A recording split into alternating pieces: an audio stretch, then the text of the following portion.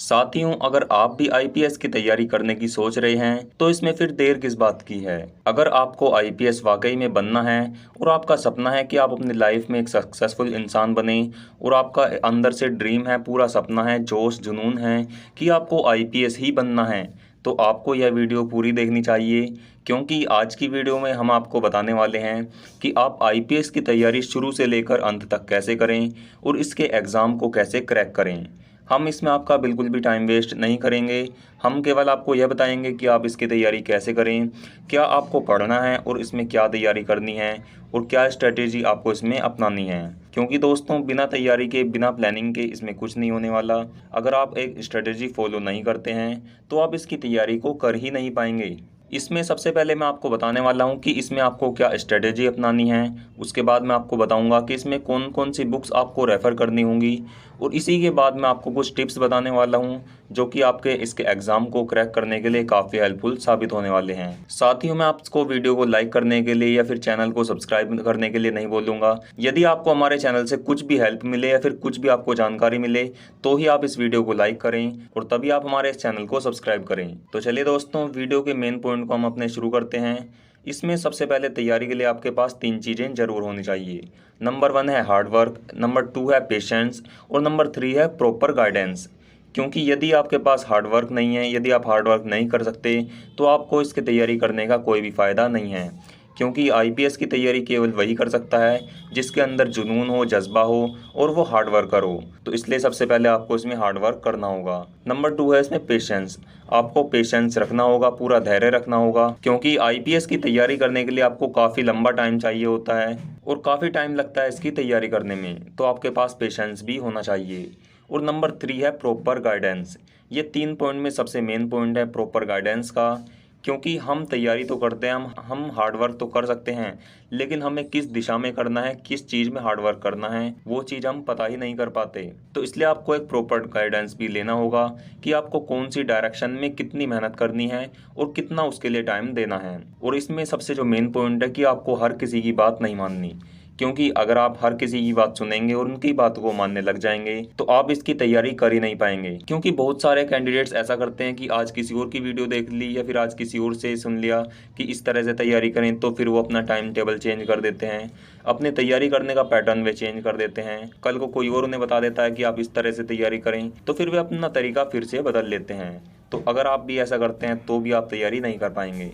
क्योंकि आपको केवल इसमें एक ही इंसान की सुननी होगी और केवल एक ही आपको प्रॉपर गाइडेंस देने वाला हो सकता है। आप किसी भी एक जगह से गाइडेंस ले सकते हैं और प्रॉपर शुरू से लेकर आखिर तक उन्हें ही फॉलो करें, तभी आपको इसमें सफलता मिल पाएगी। साथियों, अगर हम बात करें आईपीएस के एग्ज़ाम की, तो इसमें टोटल 3 स्टेज होती हैं, जिसमें सबसे पहली स्टेज है प्रीलिम्स एग्ज़ाम की। इसमें आपका प्रीलिम्स एग्ज़ाम होता है जिसमें आपके ऑब्जेक्टिव टाइप्स यानी कि मल्टीपल चॉइस क्वेश्चंस पूछे जाते हैं। इसके बाद सेकंड होता है आपका मेंस स्टेज में आपका डिस्क्रिप्टिव टाइप टेस्ट होता है और इसमें आपको ऐसे वगैरह लिखने होते हैं। इसके बाद नंबर 3 पर आपको इसमें अपना इंटरव्यू देना होता है। तो यदि आप इन तीनों स्टेज को क्वालिफाई कर लेते हैं तो आपका आईपीएस में सिलेक्शन हो जाता है और आपका सपना साकार हो जाता है। और इसमें सिलेक्शन लेने के लिए आपको क्वालिटी स्टडी करनी होगी, ना कि क्वांटिटी। क्योंकि अगर आप एक ही चीज़ को 4 अलग अलग बुक्स से पढ़ते हैं तो वो आपको समझ में नहीं आएगी, लेकिन अगर आप एक ही बुक्स को 4 बार पढ़कर उन्हीं से तैयारी करते हैं तो आपको अच्छे से समझ में आ जाएगा। तो इसलिए आपको क्वालिटी स्टडी पर काम करना है, ना कि अपनी क्वांटिटी पर। तो इस चीज़ का आपको इसकी तैयारी में बहुत ही ज़्यादा ध्यान रखना होगा। दोस्तों, इसकी तैयारी करने के लिए सबसे पहले आपको कुछ चीज़ें पता होनी चाहिए, जैसे कि इसका एग्ज़ाम यूपीएससी के द्वारा होता है, उसके द्वारा बहुत सारे सिविल सर्विसेज के एग्ज़ाम होते हैं। तो आपको पता होना चाहिए कि सिविल सर्विसेज के एग्ज़ाम क्या होते हैं, उनका एग्ज़ाम पैटर्न क्या होता है, उनकी योग्यता क्या रखी जाती है, कौन कौन उनके एग्ज़ाम को दे सकता है। इसी के साथ आपको पता होना चाहिए कि उनका सिलेबस में क्या आता है, उनके एग्ज़ाम पैटर्न में कौन कौन से सब्जेक्ट्स आते हैं और कितने नंबर के उसमें से क्वेश्चंस पूछे जाते हैं। इन सभी के बारे में आपको जानकारी होनी चाहिए। और इसी के साथ आपको तैयारी करने से पहले मेंटली रूप से और फिजिकली रूप से पूरा तैयार होना पड़ेगा। क्योंकि यदि आप मानसिक और शारीरिक रूप से तैयार नहीं होंगे तो आप इसकी तैयारी नहीं कर पाएंगे। तो इसलिए आपको इनसे भी तैयार होना पड़ेगा और सबसे पहले आपको टाइम टेबल इसमें बनाना होगा, क्योंकि जब तक आप टाइम टेबल नहीं बनाओगे, अपने खाने से लेकर पीने तक का टाइम, अपने सोने का कितना टाइम देना है, आपको पढ़ाई में कितना टाइम देना है, अपने दोस्तों के साथ आपको कितना टाइम स्पेंड करना है, इन सभी का आपको टाइम टेबल पहले ही बना के रखना होगा और आपको डेली बेस पर उस टाइम टेबल को फॉलो भी करना होगा। और इसकी तैयारी करने के लिए आपको सबसे पहले डिसिप्लिन्ड बंदा बनना होगा। जब तक आप एक डिसिप्लिन पर्सन नहीं बन जाते तब तक आप इसकी तैयारी की शुरुआत ही नहीं कर पाएंगे, क्योंकि इसकी तैयारी कोई आसान काम नहीं है। जब तक आपके अंदर खुद के अंदर अनुशासन पैदा नहीं कर लेंगे तब तक आप इसकी तैयारी शुरू नहीं कर पाएंगे। तो ये सभी क्वालिटीज डेवलप करने के बाद, इन सभी की नॉलेज लेने के बाद आपको अपनी तैयारी की शुरुआत कर देनी है। इनकी तैयारी की शुरुआत के लिए सबसे पहले आपको इसमें बुक्स लानी होंगी। बुक्स जैसे कि मैं आपको बताने वाला हूँ, इसमें सब्जेक्ट होते हैं, मैं आपको उन सभी की बुक्स बताऊंगा और आपको कैसे तैयारी करनी है उन सभी के बारे में बताऊंगा। जिसमें सबसे पहले बात करते हैं हम पॉलिटी की। पॉलिटी के लिए लक्ष्मीकांत की बुक आती है, जो कि आपको बुक स्टोर पे या फिर ऑनलाइन भी मिल जाएगी। उससे आप अपने पॉलिटी को कवर कर सकते हैं। और इसी के साथ एक बेयर एक्ट नाम से पीएम बख्शी जी की बुक आती है, जो कि काफ़ी पतली बुक होती है, उसको आपको यहाँ पर परचेज कर लेना है। अगर आप इन दोनों बुक से पॉलिटिक्स की तैयारी करते हैं तो आप आसानी से इसको कवर कर लेंगे और इस सब्जेक्ट को आप आसानी से क्वालिफाई कर लेंगे। जितने सिलेबस आपका इस एग्जाम में आता है वो इन दोनों बुक से आसानी से कवर हो जाएगा, लेकिन आपको ये अच्छे से कवर करनी होंगी। इसके बाद नंबर 2 है एनवायरनमेंट। जो एनवायरनमेंट है वो शंकर नाम से आपके पास एक बुक आती है, जो कि आपको बुक्स स्टोर पर मिल जाएगी और ऑनलाइन भी आप उसे परचेज कर सकते हैं। इसी के साथ आपको न्यूज़पेपर डेली वेज में कलेक्ट करने होंगे। अगर आप इस बुक से तैयारी करते हैं और डेली वेज न्यूज़पेपर पर ध्यान लगाते हैं तो आप एनवायरनमेंट सब्जेक्ट को आसानी से क्लियर कर लेंगे। इसके बाद नंबर 3 है मॉडर्न हिस्ट्री। मॉडर्न हिस्ट्री के लिए आपको एनसीईआरटी की बुक्स यहाँ पर लेनी होंगी और स्पेक्ट्रम नाम से एक बुक आती है, वो भी आपको यहाँ पर कवर करनी होगी। अगर आप इन दोनों बुक्स को यहाँ पर ले लेते हैं और इन्हीं से अपनी स्टडी करते हैं तो आप मॉडर्न हिस्ट्री के क्वेश्चंस भी आसानी से कर सकते हैं। इसके बाद बात करते हैं हम ज्योग्राफी की। ज्योग्राफी के लिए सबसे पहले आपको एनसीईआरटी की बुक्स लेनी होंगी। 6 से 12 तक आपको एनसीईआरटी की पूरी बुक्स की स्टडी करनी होगी। उसके बाद एक मस्जिद हुसैन की बुक आती है, वो आपको परचेज करनी है। उससे आप इसमें पूरा डीपली कवर कर लेंगे। अगर आप एनसीईआरटी और मस्जिद हुसैन की बुक कवर कर लेते हैं तो आप इसके क्वेश्चंस आसानी से कर सकते हैं। और इसी के साथ इसमें कुछ क्वेश्चंस एटलस बेस के भी आते हैं, तो उसके लिए आपको अपने पास एक एटलस लेकर आना होगा।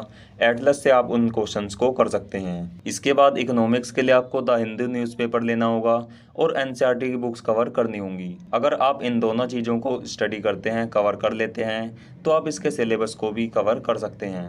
और इसी के साथ आपको डेली बेस के करंट अफेयर्स पर भी ध्यान करना होगा, क्योंकि इसमें करंट अफेयर्स से काफ़ी क्वेश्चंस पूछे जाते हैं। इसके बाद नेक्स्ट है हमारा art and culture. Arts and culture के लिए आपको नितिन सिंघानिया के नोट्स ऑनलाइन मिल जाएंगे और इनकी बुक्स भी आती हैं, तो आप नितिन सिंघानिया के नोट्स एंड बुक्स कलेक्ट कर सकते हैं, जो कि आपको ऑनलाइन मिल जाएंगे। इसके बाद एनसीईआरटी की बुक्स आपको यहाँ पर लेनी होगी। एनसीईआरटी की बुक्स लगभग सभी में आपको ज़रूरत पड़ने वाली है, क्योंकि इनका जो बेस होता है वो सभी का एनसीईआरटी होता है, तो आपको एनसीईआरटी ज़रूर लेनी है। इसके बाद बात करते हैं साइंस एंड टेक्नोलॉजी की। तो साइंस एंड टेक्नोलॉजी के लिए आपको 6 से 12 तक की एनसीईआरटी ही कवर करनी होगी। एनसीईआरटी में सफिशिएंट इसका सिलेबस है, तो आपको केवल एनसीईआरटी स्टडी करनी है। और एनसीईआरटी स्टडी आपको ऐसे करनी है कि आपको पता होना चाहिए कि कौन से पेज पर कौन सा क्वेश्चन है और नेक्स्ट पैराग्राफ में क्या क्वेश्चन है। इन सभी की जानकारी आपको एनसीईआरटी से मिलेगी, तो एनसीईआरटी को आपको इतना डीपली स्टडी करना होगा। इसके बाद जैसे मैंने आपको बताया था कि आपको करंट अफेयर्स की नॉलेज होनी चाहिए, तो करंट अफेयर्स के लिए आपको क्या करना है। करंट अफेयर्स के लिए आपको द हिंदू न्यूज़पेपर लेना होगा।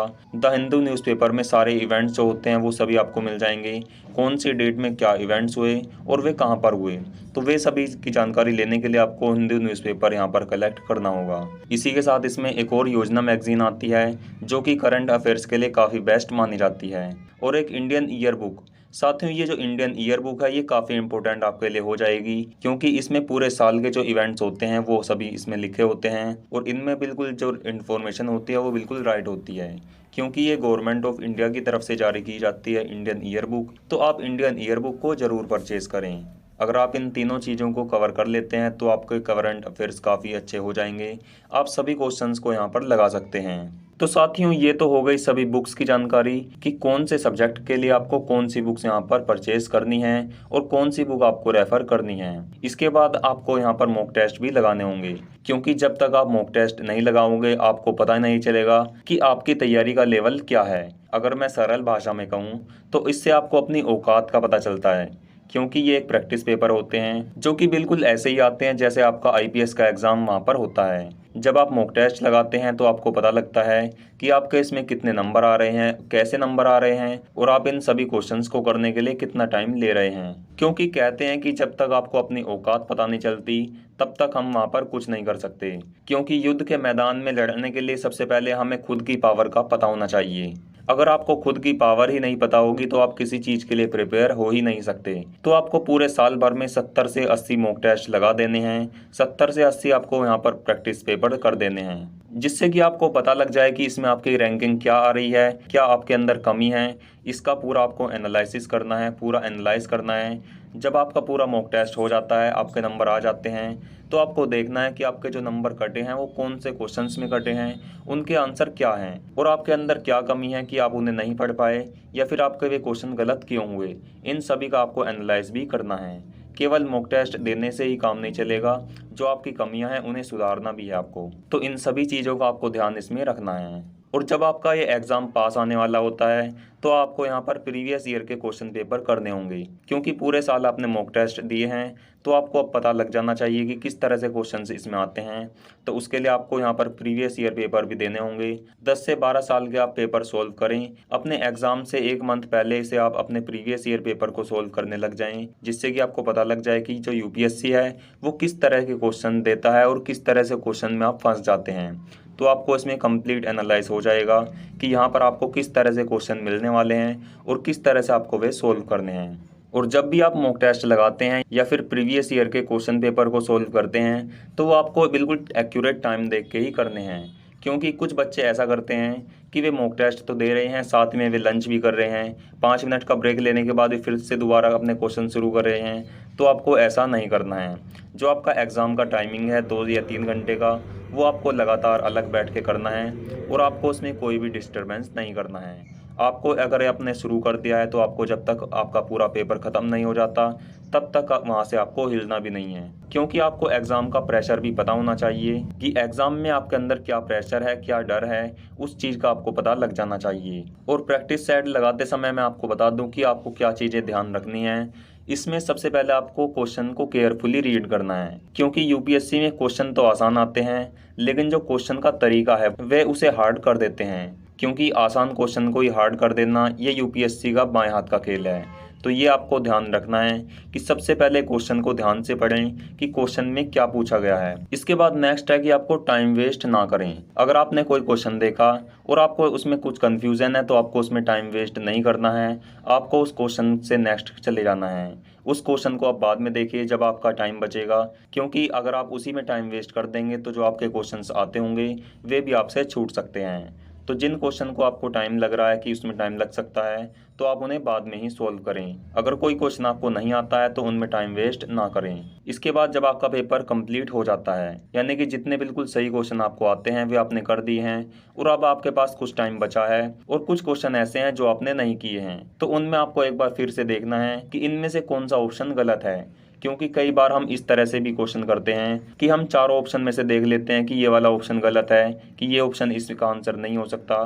तो इस तरह से करने से भी हम आंसर को ढूंढ लेते हैं। अगर इस तरह से भी करके आप 5 से 10 क्वेश्चन अपने सही कर लेते हैं तो इसमें भी आपको काफ़ी अच्छा बेनिफिट मिल जाएगा। तो इस तरह से भी आपको आंसर करने की कोशिश करनी चाहिए। तो साथियों, ये पूरी स्ट्रेटेजी आपको अपनानी है अपने एग्जाम देते टाइम और अपने मॉक टेस्ट लगाते टाइम। और साथियों, इसकी पूरी तैयारी में शुरू से लेकर आखिर तक आपको इसमें नोट्स जरूर प्रिपेयर करने हैं, क्योंकि अगर आप केवल बुक्स पढ़ते हैं और अपने नोट्स नहीं बनाते हैं तो जो आपकी शॉर्ट स्टडी है, जो कि स्मार्ट वर्क है, वो आप नहीं कर पाएंगे, क्योंकि आप हार्ड वर्क करके खुद को सेटिस्फाई नहीं कर सकते। यहाँ पर आपको शॉर्ट नोट्स भी बनाने होंगे जो कि आप अपने नोट्स के थ्रू यहाँ पर कवर कर सकते हैं।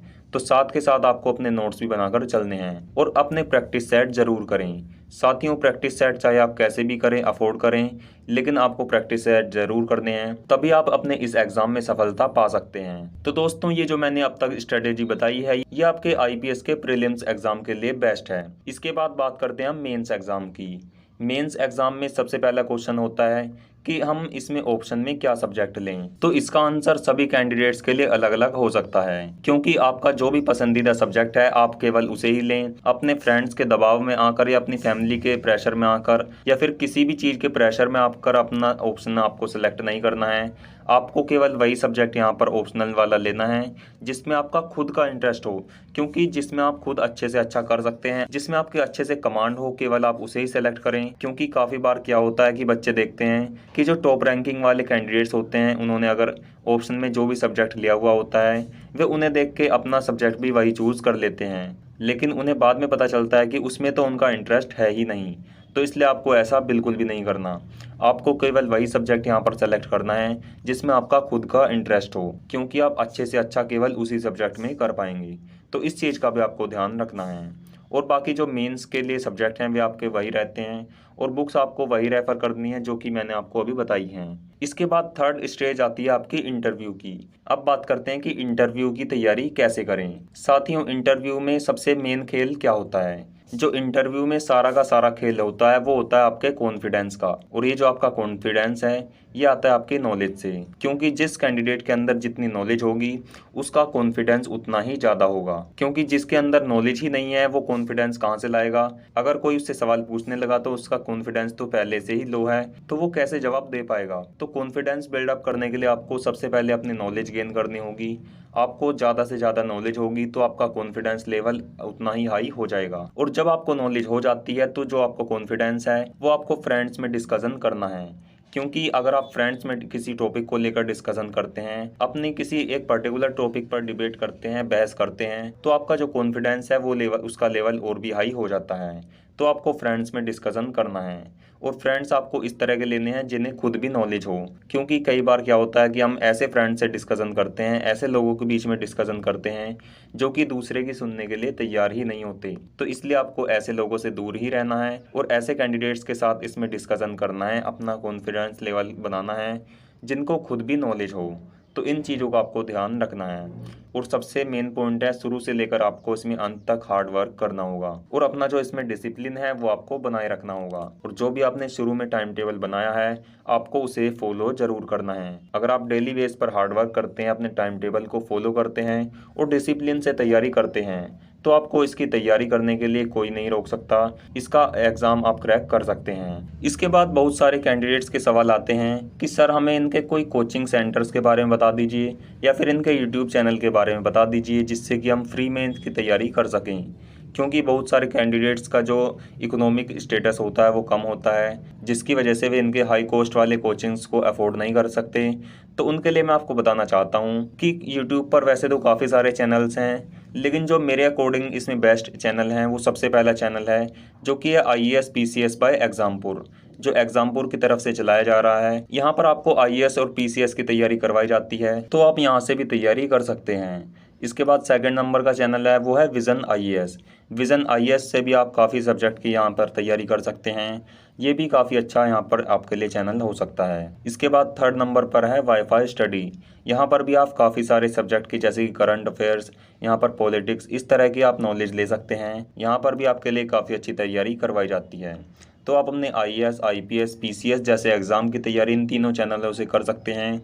और इनसे अलग भी काफ़ी सारे यूट्यूब चैनल्स हैं जो कि आपके लिए अच्छे हो सकते हैं, तो आप उनसे भी अपनी तैयारी कर सकते हैं। साथियों, जितनी भी चीज़ें मैंने आपको आज की वीडियो में बताई हैं, अगर आप इन सभी चीज़ों को फॉलो करते हैं, इसी तरह से तैयारी करते हैं, तो मैं गारंटी से कह सकता हूँ कि आप अपना सिलेक्शन इसमें ले सकते हैं। बस आपको अपने ऊपर विश्वास होना चाहिए और हार्ड वर्क आपको करते रहना है। और इसकी जो तैयारी है वो आपको डेली बेस पर करनी होगी, तभी आप इस एग्ज़ाम में सफलता पा सकते हैं। तो साथियों, आशा करता हूँ कि आप इसी तरह से अपनी तैयारी करेंगे। और अगर आप वाकई IPS बनना चाहते हैं तो हमारे चैनल को सब्सक्राइब जरूर करें, क्योंकि हमारे चैनल पर आपको आईपीएस से रिलेटेड हर तरह की जानकारी मिलने वाली है, हर तरह की यहाँ पर आपको नॉलेज मिलेगी। और अगर आपको यह वीडियो अच्छी लगी है तो लाइक ज़रूर करें और कमेंट बॉक्स में ज़रूर बताएं कि आप कौन सी क्लास में हैं और क्या आपने इसकी तैयारी शुरू करी है या फिर नहीं। तो चलिए साथियों, आज के वीडियो में केवल इतना ही। फिर मिलते हैं एक नई वीडियो में, तब तक के लिए जय हिंद।